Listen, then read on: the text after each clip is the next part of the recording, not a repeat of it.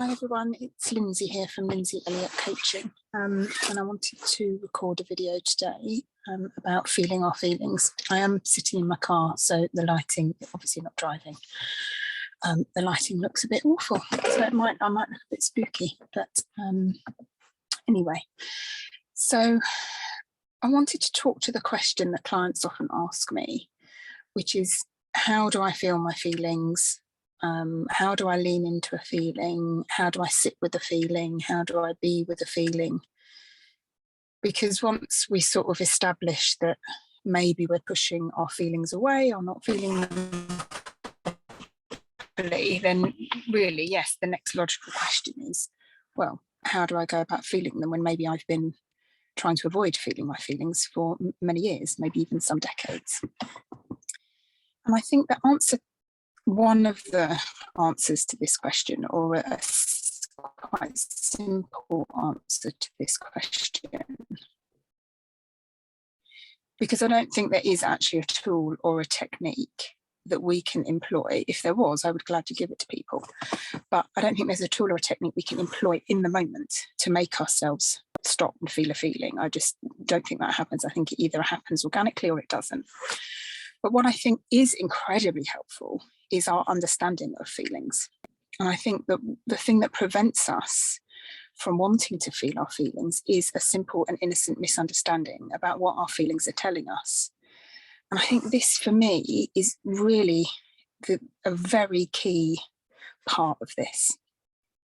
So if a feeling comes up and we believe that that feeling is either, which is really what's pervasive in our world and in our society, that this is how it's working, that the feeling that I'm experiencing is either telling me something about the situation at hand, or an event, something in the past or the future, or something about me and how I'm doing in my life, then, and that's, we're going to assume this is negative feelings that we're not wanting to feel, the ones that we label negative.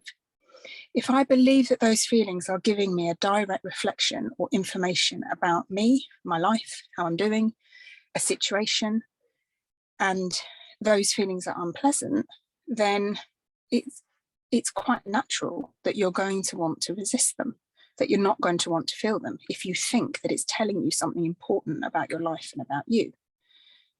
But what if our feelings are never actually telling us about our life, about us, about our situation, the future or the past? What if they are only ever telling us about what energy, what thought energy is passing through us in the moment?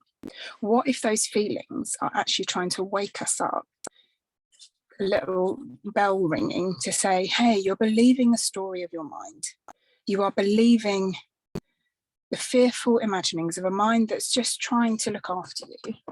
And for some of us, our minds do get stuck in patterns of like anxiety and worry and depression, and that's where they'll very easily go. But what if the feeling is really trying to wake you up to that?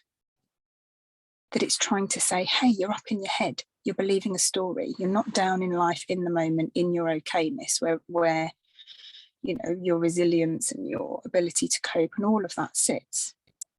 So, and for me, when we understand the truth as I see it about what our feelings are showing us, it's much easier to want to feel a feeling that is beneficial to us and helpful, in that it's trying to wake us up to something that we're believing our mind, as opposed to a feeling that's telling us something important about us or our life.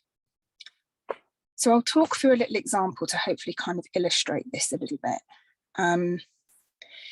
So if we have an insecure feeling about how we're doing in our job, or how we're doing as a parent, or you know, how we look, our weight, our face, our hair, anything. So in terms of something around our security, around how well we're doing in life. So something that says, oh, you know, I shouted at my child, I'm a really terrible mother, or oh, I made that screw up at work, everyone's gonna think that I'm rubbish at my job, oh, this always happens to me, oh, I'm just not good enough, you know, and we go down that, you know, kind of path with our thinking. So if we experience that and we believe that that story that we're experiencing, that thinking, is telling us the truth about how well we're doing at work, how well we're doing as a parent, what our body shape, what our hair means, our face, what it all means, then, and it's feeling pretty negative, of course we're going to want to push that away. But if the truth of it is that life is happening, and then in response to something that happened in life, so for example, shouting at a child or making a mistake at work or looking in the mirror and seeing a certain body shape or hair or face, what if the feeling that comes with the insecure thinking isn't telling us about those things? It's telling us, oh, you're up in your head believing a story that isn't true. And that's what it's trying to wake you up to. Not to the fact that you're insecure and this happens all the time and you need to lose weight or you need to change your job or you need to be a better parent. What if it's waking you up to, oh, you are believing a story created by your mind, which is just trying to look after you, but it's going the wrong way about it. Now, for me, when we really understand that and can see that in our lives, this is what feelings are telling us, it's much easier to feel it. And in fact, we can almost be grateful for feeling it. Say, oh, okay, thank you for waking me up to the fact that I'm believing a crap story that my mind is wanting me to believe. Because if we believe it's telling us about us, how we're doing, or a situation, of course we're not going to want to feel it. So I just want to leave you with a metaphor that I hope will be helpful to also demonstrate this. Because the thing is, with our thinking, it looks so personal. It does really look like it's telling us about how we're doing as a parent, how we're doing in our job, what the shape of our body means, how our hair looks. Because it all seems so personal, because it's talking in a voice in our head about us. But if you can imagine that, really feelings and thinking is just an energy. It's an energy that passes through constantly, all the time. But if you can imagine that if you were standing in a very strong wind and it's really blowing in your face and it's gusting and it's, you're kind of in quite a stormy kind of wind, and that's an energy. And that if you stood in that wind, now you might not like the feeling of the wind on your face. You might be wanting to get out of that wind. But you wouldn't go into the story of, oh, what does it mean that this wind is blowing in my face? I really need to fix the fact that I still have this wind blowing in my face. It's been blowing in my face my whole life, and I really don't want to feel it anymore. I really don't want this wind blowing in my face. And if you made that personal, that would seem a bit crazy, because when the wind is blowing in your face, you're like, okay, this might feel a bit unpleasant, but it's the wind. It's going to pass because it's the weather, and it has nothing to do with me. Utterly impersonal. It's an energy that's moving through, that's impersonal. Now, a mind could pick up a story, pick it up and tell a story about the wind. But truly, we know wind is an energy. It's utterly impersonal, whether it blows or not, whether it blows in our face, whether it messes up our hair. But we don't see the same thing about our feelings. We see those as very personal, very true, very accurate. And I think if you really look in your life, as I have in mine and with my clients, they're not accurate at all, other than telling you one thing. You're believing a story that your mind is innocently making up, and you're taking that to be the reality, the truth of you, your life, and how you're doing. And the wind definitely stops blowing. It always does. And a new bit of weather, new thought, feeling will come along.